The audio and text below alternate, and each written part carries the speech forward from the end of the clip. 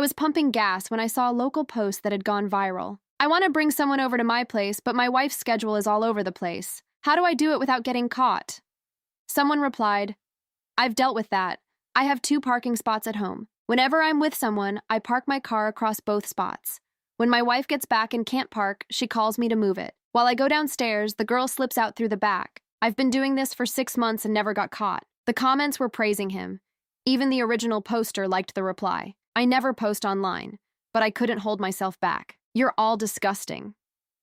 When I got home, my husband's car was parked across both spots. My husband, Ethan, never parked like that. He was always careful.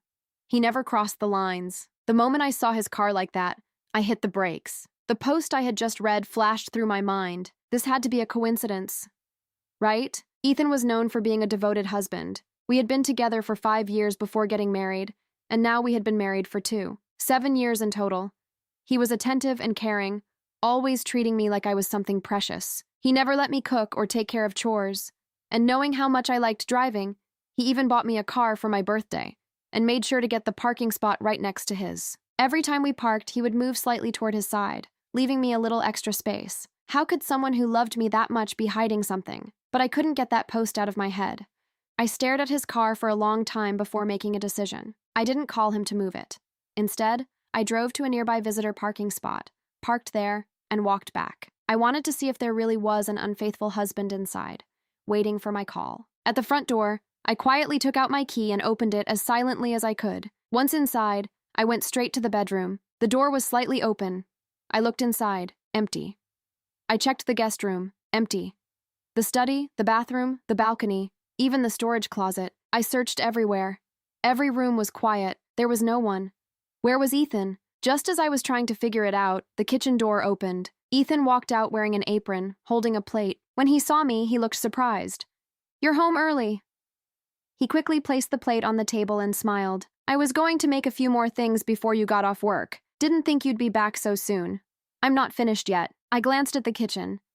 There were chopped vegetables on the cutting board, and my favorite soup was simmering on the stove. He had clearly been cooking for a while. I relaxed a little and smiled. Work was slow, so I left early. Ethan nodded. Go get some rest. I'll finish the last dishes. He went back to cooking. Watching him, I couldn't help but ask, why did you park like that today? He looked at me, a bit embarrassed. I was worried you'd be hungry when you got home, so I rushed upstairs to start cooking. I didn't even think about parking properly. I just left it and ran up. His explanation made sense. Every day when I got home, dinner was always ready. Ethan was a surgeon with a crazy schedule, but he always made time to cook for me. Sometimes I told him to take it easy, but he always said the same thing. You have a sensitive stomach. When you get hungry, you start shaking and feel dizzy. I can't risk that. I need to make sure you have warm food the moment you walk in. Nothing comes before that. After a while, dinner was ready, all my favorite dishes. He served me rice and was about to sit down when his phone rang. He answered, frowning. Understood. I'm on my way. He quickly took off his apron. Emergency surgery. I'm the only one who can do it. I have to go. He grabbed his keys, kissed my forehead, and hurried out. The door closed and the house went quiet. I sat at the table, looking at the food, but I wasn't hungry anymore. That post was stuck in my head like something I couldn't get rid of. Ethan's explanation made sense, but something still felt wrong. I put my chopsticks down and walked toward the bedroom, almost without thinking. Everything was spotless. The bed was perfectly made. Nothing looked out of place. But the more perfect everything looked, the more uncomfortable I felt. I started searching. The bed smelled fine. Nothing had been moved. Even the trash was empty. Everything was normal. Was I just being paranoid? I shook my head and turned to leave, but something caught my attention under the bed. My heart tightened. I knelt down and pulled it out, an earring, and I don't have my ears pierced. I froze, staring at it. Then I took out my phone and opened the post again. Sure enough, the original poster had just replied a minute ago. I parked like you said, but my wife didn't call. She just came in. If I hadn't heard the door and hidden my friend in time, I would have been caught. The commenter replied, Sounds like your wife is pretty smart. The original poster said, Yeah, I made up an excuse and left. I'm taking her home now. Ethan was lying to me. He had brought her into our home. My hands trembled as I put my phone away and walked out of the bedroom. I looked at the food on the table and my chest hurt. Ethan remembered everything I liked. He remembered that I got shaky when I was hungry. He remembered to kiss me goodbye. But he forgot something else. How ironic. A person can act so loving while bringing another woman into your home. I couldn't help but wonder how much of the love I had always been so proud of was real, how much of it was fake, and when had this even started? I sat there for a long time, trying to calm myself down. Then suddenly, I remembered something. I immediately grabbed my phone and called my parents, asking them to come over. They could tell something was wrong from my voice and hurried over right away. "What's going on, Lily? Why the emergency?" I told them everything. After hearing it, my dad frowned. "Lily, this could be a misunderstanding. Everyone can see how good Ethan is to you, and you know his job. He's a surgeon. He's on call all the time. Maybe it really was an emergency. That post? Maybe it's just a coincidence." But my mom slammed her hand on the table. "No way. That's too many coincidences. The post said to park across both spots, and he did exactly that. You didn't call, you came inside, and the post says the same thing happened. The post says he made up an excuse and left to take the girl home, and Ethan did the same thing. And there's a strange earring in your house. How is this a coincidence?" My dad went quiet, but Ethan has always put Lily first all these years. My mom let out a cold laugh. "So what? Just because he's been good before doesn't mean he can't lie now. Men who cheat always act normal at home. The better they act, the more convincing it is." My dad didn't know what to say. My mom grew even angrier. "That Ethan, when he was courting you, he knelt outside our door for 3 days straight, promising he'd treat you well. That's the only reason I agreed to let you marry him. And now, only 2 years into the marriage and he's already bringing women into your home? Unbelievable." My mom was furious, but I felt something else, confusion. Like my dad said, Ethan really had been good to me all these years. He was young, successful, and good-looking. There had never been a shortage of women interested in him. Even the hospital director's daughter had openly pursued him. She had even said publicly that if Ethan agreed to be with her, she would give him the entire hospital. But Ethan never gave in. He even angered her so much that he was almost blacklisted in the medical field. Through all of that, he stayed loyal. He once told me, "I can lose everything, but I can't lose you." I had believed him. I had felt it. So what kind of woman could make someone like Ethan change? "Lily, what do you want to do?" My dad asked seriously. I paused for a moment. Then I said firmly, "I want to catch them." My mom immediately leaned forward. "How?" I didn't answer right away. Instead, I picked up my phone and opened an app I had never used before. A location tracker. Ethan had insisted on installing it on his phone so I could always see where he was. He said it was for my peace of mind. At first, I refused. I trusted him. I didn't think couples needed something like that, but he insisted, saying it was just a safety measure. If anything ever happened to him, I could find him immediately. All these years, I had been proud of the fact that I never opened that app even once. I never thought I would use it to uncover his secret. I took a deep breath and opened it. After a few seconds, the map loaded. A small green dot was moving slowly across the screen. My dad looked surprised. "That's Ethan's live location?" I nodded. My mom said impatiently, "Let's go, right now. I want to see what kind of woman made him do this." My dad didn't say anything. He just grabbed his keys and headed for the door. We all got into his car. On the way, my mom couldn't stop talking. "I really thought Ethan loved you. I never imagined he could cook for you while bringing other women into your home. In my 50 years, I've never seen something this disgusting. If he didn't love you anymore and asked for a divorce, I'd be angry, but I'd respect it. But instead, he's making a fool out of you. If I catch him with another woman today, I will confront both of them." Her eyes were red with anger. My dad drove in silence. I could see his frown in the rearview mirror. I had no idea what he was thinking. After about 20 minutes, the green dot stopped moving. I told my dad to hurry. We pulled over nearby. When we got there, I saw Ethan's car parked in front of a villa. I got out of the car immediately and started walking toward it, but I didn't notice. My parents' faces had gone pale the moment they saw the place. As I walked toward the villa, my dad quickly got out of the car and stepped in front of me, blocking my way. "Lily, are you sure Ethan brought that woman here?" There was something strange about his expression. I noticed it immediately. "What is it, Dad? Do you know this place?" He opened his mouth, but no words came out. Just then, my mom caught up to us. She looked at the villa, swallowed hard, and said nervously, "Lily, let's go back. Stop this." I stared at her in disbelief. "What? You were the one who wanted to come. You were the one who insisted on catching them." They're right there inside. And now you're telling me to stop. She didn't answer. She just grabbed my arm, her voice shaking. Lily, please, let's just go home. Let it go, okay? My dad stepped forward as well, his face serious. Lily, listen to your mother. Let's go. This is for your own good. I was completely confused. Just minutes ago, they were ready to confront him with me. Now suddenly, after seeing this place, they wanted to leave? Was there something wrong with this house? Or with the person inside? I couldn't hold back my curiosity anymore. I pulled my arm free and walked straight to the door. Then I knocked. The door opened almost immediately, and the moment it did, I saw Ethan standing there, and behind him, a woman. The second I saw her face, everything clicked. My eyes widened. I finally understood. It was Isabella Hayes, the hospital director's daughter, the same woman who once said she would give Ethan the entire hospital if he agreed to be with her, the same woman who nearly got him blacklisted when he rejected her. And now, she was standing inside that villa. She was wearing a silk robe, light ivory, her hair falling loosely over her shoulders. She looked at me like I didn't belong there, like I had just stepped into a place I had no right to be. That's why my parents had gone pale. This wasn't just some random woman. This was Isabella Hayes, a family with enough power to ruin someone's career with a single call, to freeze accounts, to make life quietly unbearable in ways no one could easily fight. My parents knew that. That's why they tried to stop me. It wasn't weakness, it was fear, but it was too late. I was already standing there. Well, Isabella said slowly, with a faint smile, so you're the wife. It wasn't a question. It sounded more like a label, like I was just a category. Something temporary, something replaceable. Ethan took a step toward me. Lily, let me explain. No, I cut him off. My voice was calm, strangely calm. Even I didn't expect it. Not here. Isabella raised an eyebrow. She clearly didn't expect that.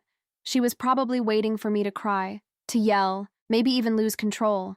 That would have given her power. That would have confirmed exactly what she thought I was. I didn't give her that. I turned around and walked back to my parents' car. I could feel their eyes on my back. Isabella's, amused, maybe even a little disappointed. Ethan's, full of panic. My parents', relief mixed with something else, something heavier. No one spoke on the way home. My mom tried twice, then stopped. My dad kept his eyes on the road. I looked out the window. The city lights passed by, but I wasn't really seeing anything. My mind was working. The days that followed were the strangest of my life. The days that followed felt unnatural. Not because anything dramatic happened, but because nothing did. Ethan came home that night close to 2 a.m. I was sitting in the living room with the lights off. When he turned them on and saw me, he froze. There are clean sheets in the guest room, I said. Use them. He didn't argue. He quietly took some clothes from the closet and left the room. I heard the guest room door close. I turned the lights off again and stayed there for a while, just sitting in the dark, thinking. What I couldn't understand wasn't just the betrayal. Of course it hurt. But what kept bothering me was when it started. When? How long? Every memory from the past few months suddenly felt suspicious. Every night he came home late. Every weekend he said he had an emergency. Every time his phone buzzed and he casually turned it face down. And Isabella Hayes.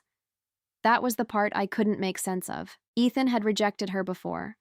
I had seen it with my own eyes. She had pushed him, pressured him, even threatened him, and he still said no. He lost opportunities because of that. He was ignored by important people at the hospital for months, all because he refused her. I even asked him once if he regretted it, if it would have been easier to just give in. He looked at me like the question didn't make sense. Then he said, "Easy isn't always worth it, Lily. So what changed?" The simplest answer was, I wasn't enough anymore. At some point, she found the right angle, the right pressure, and he gave in. But something about that didn't feel right. Ethan wasn't that kind of person. He never cared about power or status. He was already one of the best surgeons in the city because of his skill, not connections. So why her? Why now? I didn't have answers. And without answers, I couldn't decide what to do. For 3 days, the house felt like a quiet agreement between strangers. Ethan still cooked. I still ate. We greeted each other. We slept in separate rooms. We didn't fight. We didn't cry. We didn't talk about it. From the outside, it would probably look normal, maybe even peaceful. But inside, I was watching everything, listening, paying attention to every detail. On the third day, I got a call from an unknown number. I let it ring. Then a message came through. This is Isabella. We need to talk. You and me, without him. There are things you don't know. I read it 3 times, then locked my phone. My first instinct was to ignore it. The last person I needed explanations from was her. She owed me nothing, and I owed her even less. But something about that message stayed with me. Not the tone, not the audacity, the sentence. There are things you don't know. It felt too specific to be random. Either it was manipulation, or it was true. And if it was true, I needed to know. That night, after Ethan left for work, I called my best friend Ava. We had known each other since college. She was the kind of person who didn't raise her voice, but asked questions that made people fall apart on their own. Ava, I said when she answered, I need your help with something. No questions for now, just listen. There was a short pause. I'm listening. I told her everything. The parking, the earring, the villa, Isabella, the message. When I finished, she stayed quiet for a few seconds. Then she asked, What do you actually want, Lily? Do you want a divorce? Or do you want the truth? The truth first, I said. Then I decide. Okay, she replied. Then don't answer Isabella yet. Let her wait. There was a brief pause.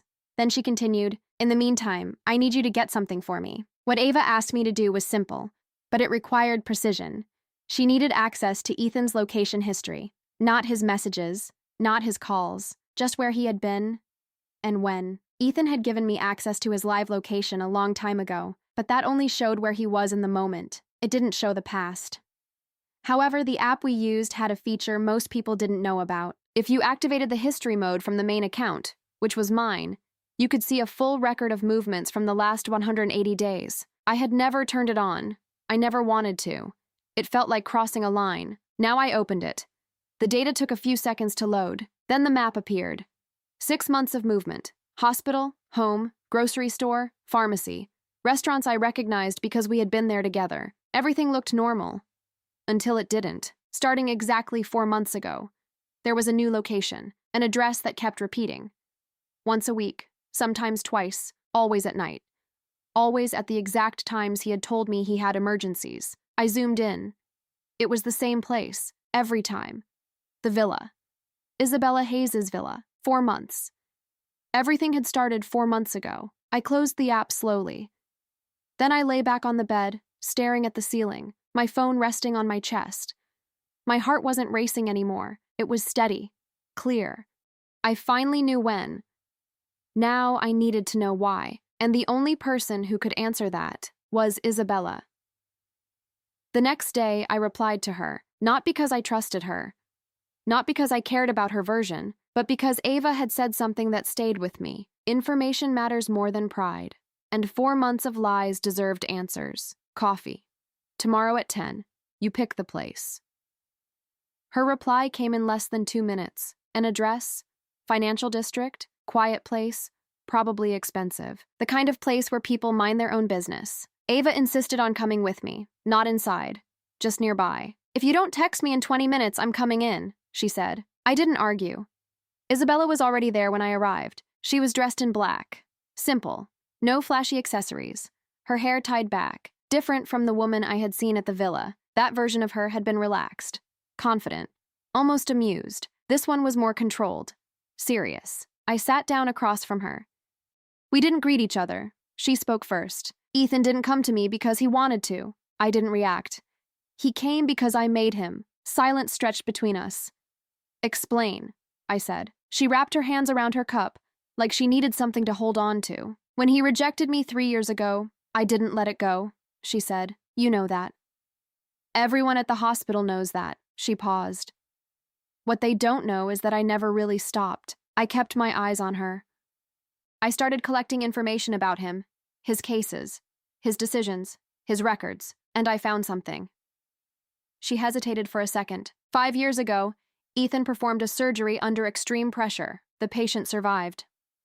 But he made a decision during the operation that wasn't within protocol. She looked at me directly.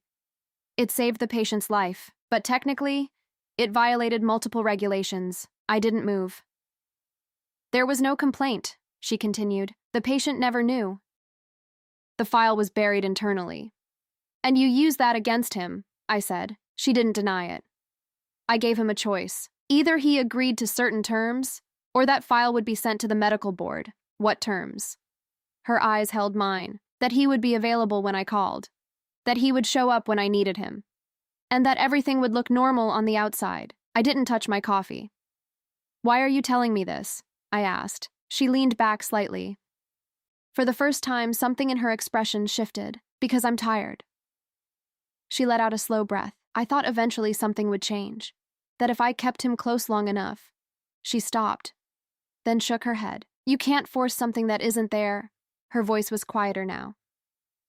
And when I saw him that day, when you showed up at the door, she looked away briefly, the way he looked at you. She pressed her lips together. I got tired of competing with something I was never going to win. I stayed silent. She wasn't doing this for me.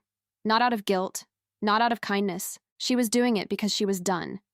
But the information was real, and it changed everything. I left the cafe about 20 minutes later. Ava was outside, leaning against her car, arms crossed, watching the entrance. The moment she saw me, she straightened.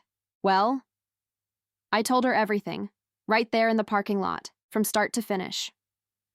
When I was done, she stayed quiet for a few seconds. Then she said, Okay, that changes things. What do you mean? I asked.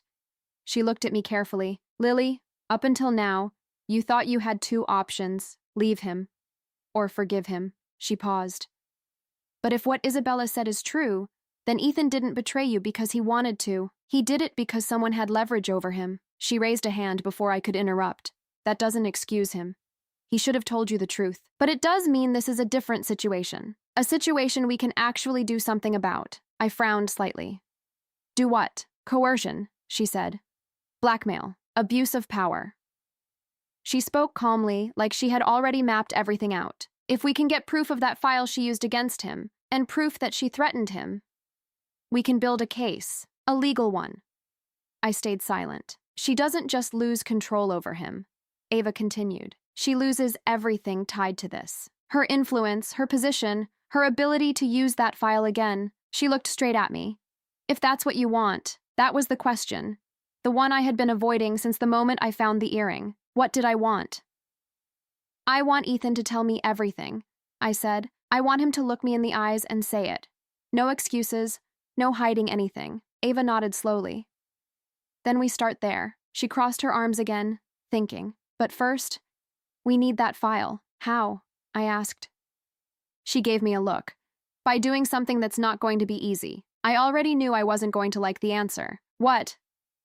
Act normal. I let out a quiet breath. Go home. Don't confront him yet. Act like you don't know anything Isabella told you. Give him space to relax. She paused, while I work on my end. With what? I asked. I have a contact at the medical board, she said. Someone who can check if that file exists without raising any flags. She tilted her head slightly. If it exists, we get it. And if we get it, she loses her leverage. I looked away for a moment. Cars passed. People walked by like nothing in the world had changed. How long? I asked. A week, she said. 2 at most. A week. A week of pretending. A week of sitting across from Ethan at the table, eating the food he made, acting like nothing had changed. I thought about it. Then I nodded. Okay. That night when I got home, Ethan was in the kitchen, like always. The stove was on. The smell was familiar, comforting, and somehow painful. When I walked in, he looked up.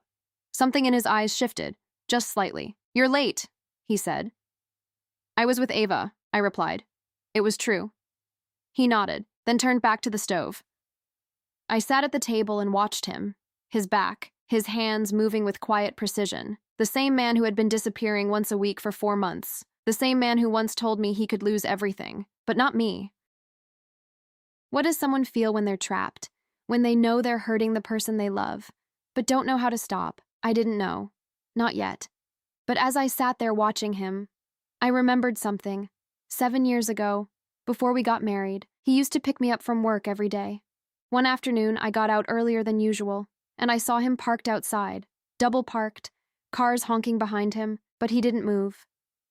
When I asked him why, he just smiled and said, I know you'll be out soon. I don't want to miss a second with you. That same week, I remember reading somewhere that men who cheat often act perfect at home, that the more attentive they are, the more they're hiding. I had read it, dismissed it, forgotten it, until I saw that post at the gas station.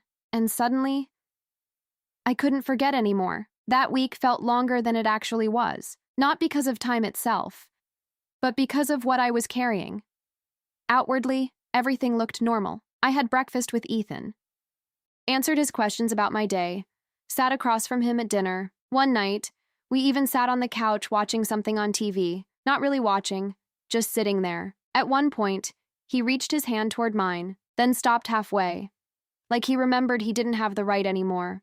I didn't move my hand, but I didn't reach for his either. We existed like that, careful, measured.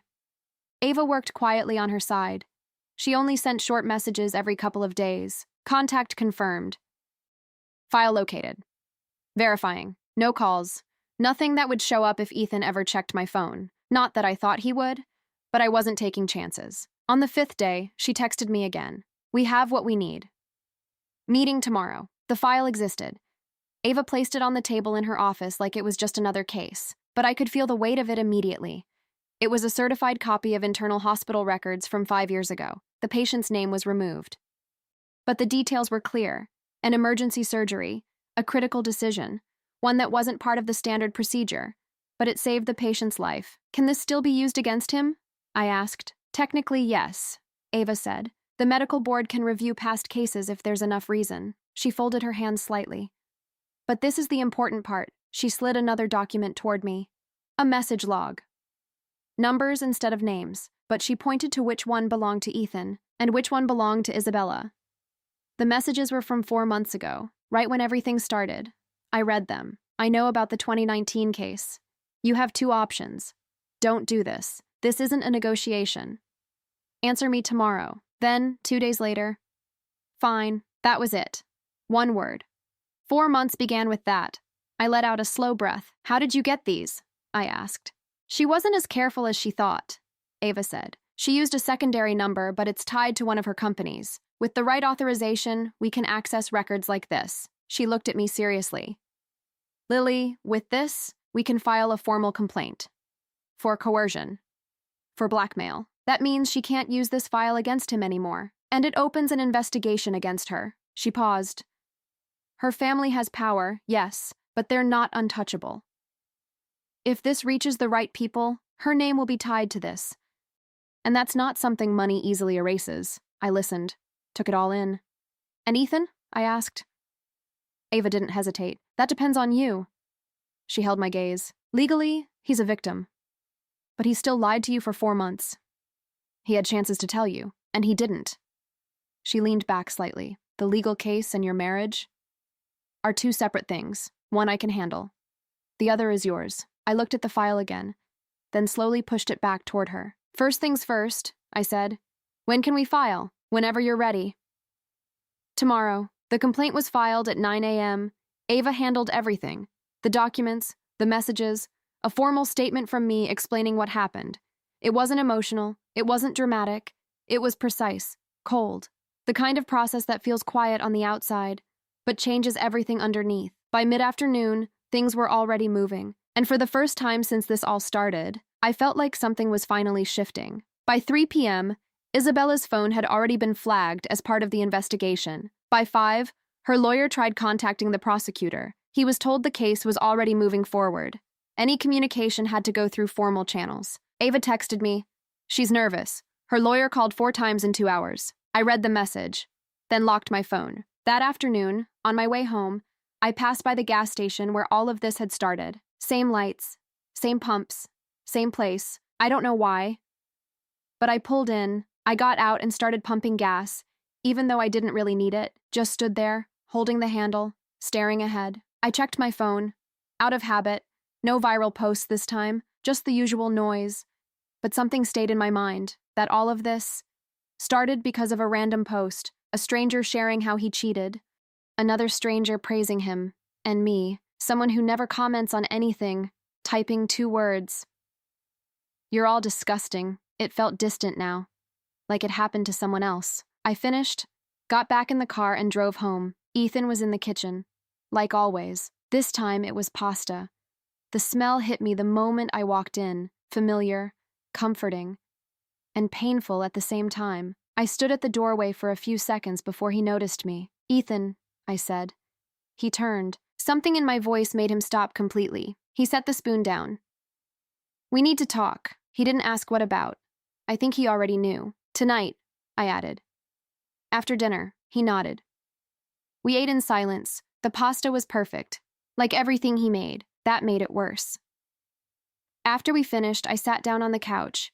He sat across from me, back straight, hands together, like someone waiting for something he already knew was coming. "I know about the file," I said. "I know about the blackmail. I know it's been 4 months." He didn't speak. "I also know you had dozens of chances to tell me the truth, and you didn't." The silence stretched. When he finally spoke, his voice was different, lower, less certain. "I was afraid of losing you." I looked at him. "You lost me anyway," I said, 4 months before I even knew. That hit him. I could see it. But I didn't stop. "You made a decision," I continued. "Every time you said nothing. That was a decision." He looked down. "I thought I could fix it," he said quietly. "I thought I could handle it without it reaching you." I let out a slow breath. "You didn't protect me," I said. "You protected yourself." He didn't argue. "I didn't know how to tell you," he admitted. "Every time I tried, it felt like it would break everything. It already did." Silence again, this one heavier. But at least now, it was honest. And for the first time since this started, we were actually talking about it. Ethan stayed quiet for a long time after that, like he was trying to find the right words, and realizing there weren't any. "I didn't know how to get out of it," he finally said. "Every option I saw, I lost something." I didn't respond right away. "You should have told me," I said. "I know." His answer came quickly this time, too quickly. "I know," he repeated softer. He ran a hand through his hair, then looked up at me again. "I kept thinking I could fix it before you ever found out. I thought if I just handled it, it wouldn't reach you." I shook my head. "It reached me the moment you lied. That seemed to land deeper than anything else." "I wasn't trying to hurt you," he said. "I know," I replied. And that was the truth. That was the hardest part. Because if he had done it out of carelessness, or selfishness, or just because he didn't care anymore, it would have been easier to walk away. But this was messier. "You still went," I said. "Every week." He didn't deny it. I didn't have a choice. "You always have a choice." That time he didn't answer, because we both knew the truth was somewhere in between. He leaned forward slightly. "I never touched her the way you think," he said. I looked at him. "I don't care about that right now." And I meant it. This wasn't about details. Not yet. This was about trust. "I needed you to trust me enough to tell me the truth," I said, "and you didn't." His jaw tightened. "I was scared," he admitted. "Not of her. Not even of losing my career." He paused. "I was scared of how you would see me after." I held his gaze. "That already happened." Silence again. But this time, it wasn't avoiding anything. It was acceptance. "There's something else," I said. He looked at me immediately. "I filed a report." That got his full attention. "A report?" he repeated. "For coercion. Blackmail." He stared at me. "Processing. With Ava's help," I added. He leaned back slowly. "You went that far." "She already did," I said. "I just stopped letting her control it." He let out a breath. "What happens now?" he asked.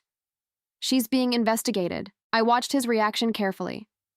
"She tried to pull back," I continued, "through her lawyer. She offered to drop everything if I did." He frowned. "And I didn't." Another silence, but this one felt different. Not heavy, not tense, just real. "You protected me," he said quietly. I shook my head. "I protected the truth." He looked down for a moment. "I don't deserve that," he said. "No," I replied. I didn't soften it. "Not right now," he nodded. "I know." We sat there facing each other. No raised voices, no drama, just everything laid out.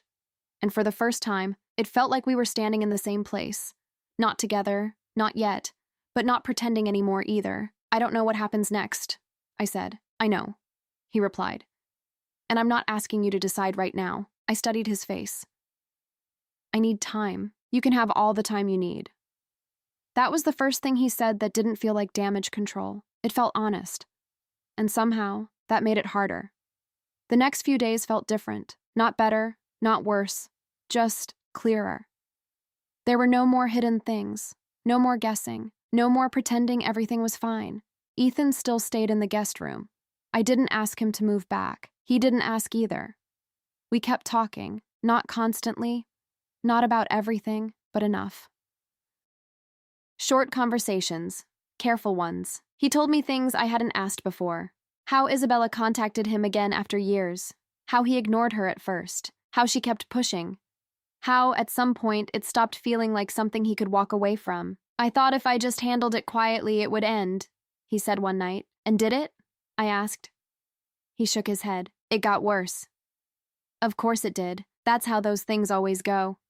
I listened, not forgiving, not judging either, just listening. Meanwhile, things moved quickly on the other side. Ava kept me updated. Short messages. Precise. Formal investigation opened. Board notified. Her legal team is pushing back. And then, internal review completed. I called her right away. What does that mean? I asked. It means the file she used against Ethan has been reviewed officially, Ava said. And the board cleared him. I didn't speak. The decision he made during that surgery, she continued. It was justified given the circumstances. No violation, no penalty. I closed my eyes for a moment. So it's over? I asked. For him? Yes. And for her? There was a small pause, not even close. I understood. Without that file, she had nothing left, no leverage, no control. That same evening, Ethan came home earlier than usual. I was in the kitchen, for once. Not him. He stopped when he saw me, like he wasn't sure what to do with that. I talked to Ava today, I said. He went still. The board reviewed your case. He didn't breathe. You're clear. For a second, he didn't react. Then he sat down slowly, like something inside him finally let go. They cleared it? He asked. Yes. He covered his face with his hands for a moment. I had never seen him like that. Not when he was exhausted. Not when work was overwhelming. This was different. What about her? He asked quietly. She's being investigated. He nodded slowly. I never wanted it to go this far, he said. It already had, I replied. He didn't argue. We stood there in silence for a while. Then he looked at me again. Why did you do it? He asked. It wasn't suspicion. It was confusion. You could have just walked away. I thought about that. I needed to know the truth, I said. He held my gaze. And now that you do? That question stayed in the air between us. I didn't answer right away. Because now, that was the only question left. That question stayed with me longer than I expected. And now that you do? I didn't answer him that night, not because I didn't want to, but because I didn't know how. Knowing the truth didn't make things simple. It just made them real. The next morning felt different. Not tense, not heavy, just quiet. Ethan had already left when I woke up. For the first time in days, there was no breakfast waiting. No note, no message, just silence. I sat at the table for a while, staring at nothing. This was what things looked like without the effort, without him trying to compensate, without him trying to fix something he didn't know how to fix. And somehow, that felt more honest than anything else. Later that day, Ava called me. It's escalating, she said. How bad? I asked. Her family is getting involved. That didn't surprise me. They're trying to contain it, she continued, quietly. No public exposure if they can avoid it. And can they? I asked. Ava paused. Not completely. That was enough. What happens next? I asked. There's going to be pressure, she said. On you. On Ethan. I frowned slightly. What kind of pressure? Indirect, she replied. Offers, negotiations, maybe even apologies. I let out a quiet breath. They're too late for that. Ava didn't respond right away. Just be careful, she said. They're used to getting what they want. I'm not, I replied. That made her exhale softly. I know. We ended the call shortly after. That evening, Ethan came home earlier again. He hesitated when he saw me in the living room, like he wasn't sure what version of me he was walking into. I spoke to someone at the hospital today, he said. I looked at him. They know. Of course they do. I replied. He nodded. They're already distancing themselves from her. That didn't surprise me either. Power shifts fast when things become inconvenient. He stood there for a moment, then sat down across from me. I didn't thank you, he said. For what? I asked. For not walking away immediately. I held his gaze. That wasn't for you, I said. I know, he replied. At least he understood that much. There was a pause. Then he said something I didn't expect. If you decide to leave... He stopped for a second. I won't fight you on it. I didn't react. You don't owe me anything after this, he added. That hurt more than I thought it would. Not because it was wrong, but because it was true. I'm not deciding today, I said. I know. We sat there in silence again. But it wasn't the same silence as before. This one wasn't filled with lies. It was filled with everything that had already been said, and everything that still hadn't been decided. That night I couldn't sleep. I kept replaying everything. The post, the car, the earring, the villa. And then, something smaller. Something I almost ignored. The way my parents reacted. The moment they saw that house. The fear. At the time, I thought it was just about power. About who Isabella was. But now, I wasn't so sure. There was something else there. Something they didn't say. And the more I thought about it, the less it felt like coincidence. The next morning, I picked up my phone and called my mom. She answered quickly. Lily, is everything okay? I need to ask you something, I said. There was a brief pause. About that night, I continued, when we went to that house? Her tone changed immediately. Lily? Why were you so scared? Silence. Too long. That was my answer. Something was missing, and whatever it wasn't over yet. My mom didn't answer right away. Lily, why are you asking that now? She said carefully. Because it didn't make sense, I replied. You wanted to confront them. And then suddenly, you didn't. Silence again. I could hear her breathing on the other side. Mom, I said. What aren't you telling me? Another pause. Longer this time. Some things are better left alone, she said finally. That only made it worse. No, I replied. Not this. She exhaled slowly. Lily, that family is not like other people. I know that, I said. You already made that clear. That's not what I mean. Her tone shifted, more serious. Before you married Ethan, we looked into his background. That caught my attention immediately. Of course you did, I said. That's normal. Yes, she agreed. But we didn't just look at him. I frowned. What does that mean? Another pause. We also looked at the people around him, she said. Something in my chest tightened. And Isabella? I asked. My mom didn't answer directly. Her family has been involved in situations before. What kind of situations?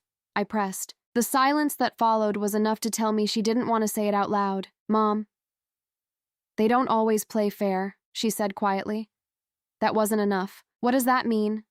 I asked again. It means, she said slowly, when they want something, they don't always ask for it. I felt a chill run through me. And you knew that? I asked. We suspected, she corrected. And you still let me marry him? That came out sharper than I intended. We believed in him, she said quickly.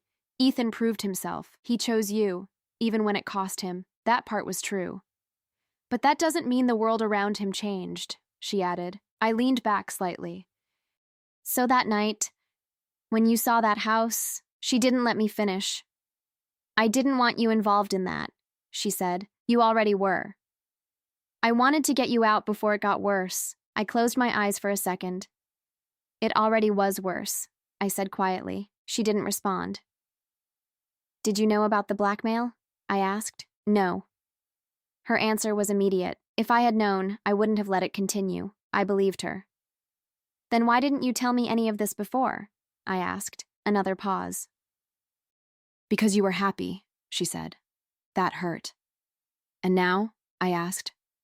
Now her voice softened. Now I'm afraid. I didn't respond. Not right away, because for the first time, I realized something. This wasn't just about Ethan or Isabella. There were things happening around us. Long before I ever noticed. I'm not walking away from this, I said finally. I know. She replied quietly, and that's what scares me. We ended the call soon after. I sat there, holding my phone, thinking. Everything I thought I understood felt incomplete again. I thought I had reached the end, the truth, the reason, the explanation. But now, it felt like I had only uncovered part of it. That evening, when Ethan came home, I was already waiting. This time, I didn't hesitate. "There's something else?" I said. He stopped. "What is it?" I looked straight at him. "My parents knew your world wasn't clean." He froze. And that reaction alone told me everything. Ethan didn't move, not right away. "My parents knew your world wasn't clean," I repeated. His expression changed. Not panic, not exactly. Something closer to resignation. "What did they tell you?" he asked. "Not much," I said. "But enough." I watched him carefully. "They knew Isabella's family had a history. They were scared the moment they saw that house." He looked away for a second. "I didn't want you involved in any of that," he said quietly. "But I was," I replied. "For 4 months." He didn't argue. "That wasn't supposed to happen," he said, "but it did." Silence. Then I asked the question that had been building in my head since that phone call. "What else haven't you told me?" He closed his eyes for a moment. When he opened them again, something had shifted. "More than I should have kept from you," he said. I felt my chest tighten. "Start talking." He nodded slowly. "When I rejected Isabella, it didn't end there," he said. "I figured that much." "She didn't just walk away," he continued. "She kept watching, waiting." "For what?" "For a mistake. That made sense. Too much sense. And she found one," I said. "Yes." He didn't try to soften it. "But that wasn't the only thing," he added. I frowned. "What do you mean?" He hesitated. "The file was the leverage," he said. "But it wasn't the whole reason I couldn't walk away." I felt a slow, uncomfortable weight settle in my chest. Then what was? He looked at me, really looked at me. "You," he said. That wasn't the answer I expected. "What?" "She knew how much you mattered to me," he continued. My stomach dropped. "She didn't threaten you directly," he said quickly. "But she didn't have to." I didn't speak. "She made it clear that if things got complicated," he stopped. "Say it," I said, "that you wouldn't be untouched by it." The room felt smaller. "What does that mean?" I asked. "It means," he said slowly, "that she could make things very difficult for you without ever saying your name out loud." I felt my hands go cold. "Work, finances, opportunities." He shook his head slightly. "Things that don't look like attacks, but are." I stared at him. "And you decided for me?" I said. His jaw tightened. "I was trying to protect you. You were deciding what I could handle," I replied. "That's not the same thing." "I know," he said, but it didn't sound like he knew at the time. "I thought if I just kept it contained," he continued, "if I just did what she wanted without letting it spill into our life, you thought you could control it." "Yes, and you were wrong." "Yes," at least he didn't deny that. I looked away for a moment, trying to process everything. "So every time you left," he nodded, "you were going there because you felt like you had no choice." "Yes." "And every time you came back," he didn't answer. "Because we both knew." He came back pretending everything was normal. I let out a slow breath. "That's what I don't understand," I said. He looked at me. "How you could come home, cook for me, sit across from me, and act like nothing was happening." That was the part that stayed with me. More than anything else. His voice was quieter when he answered. "Because that was the only part that still felt real. That hurt more than I expected." "I didn't want to lose that too," he added. I held his gaze. "You already did," I said. Silence. Not angry, not loud, just final. We sat there for a long time, neither of us moving. Everything was on the table now. No more hidden parts, no more missing pieces, and somehow, that didn't make it easier. It just made the decision unavoidable. That night, after everything was finally said, we didn't argue. We didn't raise our voices. There was nothing left to fight about. The truth was already there. Between us, clear, unavoidable. Ethan didn't try to convince me to stay. He didn't apologize again. He didn't promise anything. I think he understood that this wasn't something words could fix. "I meant what I said," he told me quietly. "You can take all the time you need." I nodded. But deep down, I already knew. Time wasn't going to change what had already happened. I'm going to stay with my parents for a while, I said. He didn't react right away. Then he nodded. Okay. That was it. No questions, no resistance. And somehow, that hurt more than if he had tried to stop me. I went to the bedroom, packed a small bag, nothing dramatic, just the essentials. When I walked back out, he was still sitting in the same place. I'll let you know when I'm coming back, I said. He nodded again. Drive safe, simple, normal, like everything else had been. I left the apartment without looking back. The drive to my parents' house felt longer than usual, not because of traffic, but because of everything running through my head. 7 years. All the memories, all the moments I thought I understood. And now, I had to look at all of it differently. When I arrived, my mom opened the door immediately, like she had been waiting. She looked at me, then at the bag in my hand. She didn't ask anything. She just pulled me into a hug. I'm here, she said softly. For the first time since this started, I let myself feel it. Not anger, not confusion, just loss. The next few days passed slowly. I stayed at my parents' house, kept things simple. Ethan didn't call, didn't text. Not because he didn't care, but because he said he would give me space, and he meant it. Ava checked in once. How are you holding up? She asked. I don't know yet, I said. That was the most honest answer I had. A few days later, I got a message. From Ethan. I'm not asking you to come back. Just wanted you to know. Everything with her is over. I stared at the message for a long time. Then I locked my phone. Because that wasn't the question anymore. The problem was never just her. It was what happened between us. What was said, what wasn't said, what was broken, and whether that could ever be rebuilt. That night, I sat alone in my old room, looking around at things that hadn't changed in years, and I finally asked myself the only question that mattered. Not what he did, not what she did, but what I wanted, and for the first time, the answer came without hesitation. For the first time, the answer came without hesitation. I wasn't staying. Not because I didn't understand what happened, not because I didn't see the full picture, but because I did. I understood why he made the choices he made. I understood the pressure, the fear, the situation he was trapped in.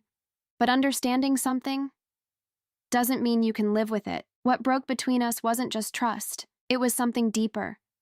It was the space where honesty should have been, the place where he should have let me stand next to him, instead of deciding for me.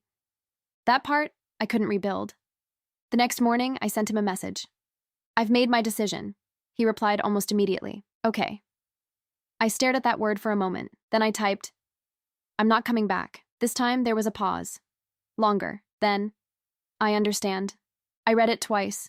No argument, no attempt to change my mind, just acceptance. And somehow, that made it real. The following weeks were quiet. We handled things the way people do when there's nothing left to fight for. Calm conversations, short meetings. We divided everything fairly. No conflict, no tension. It was almost strange. 7 years, ending without a scene. But maybe that made sense. Not everything ends loudly. Some things just stop.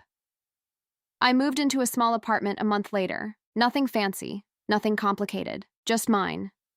At first it felt empty. Not in a bad way, just unfamiliar.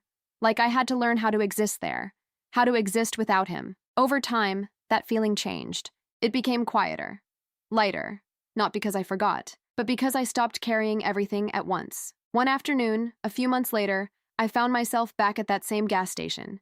Same place, same routine. I stood there pumping gas just like before. Without thinking, I took out my phone, opened the app. That post was still there. Hundreds of comments. People arguing, laughing, sharing their own tricks. I scrolled for a bit. Then I found my comment, buried in the middle of everything. You're all disgusting. I stared at it for a few seconds. Back then, it was just a reaction. Now, it felt different.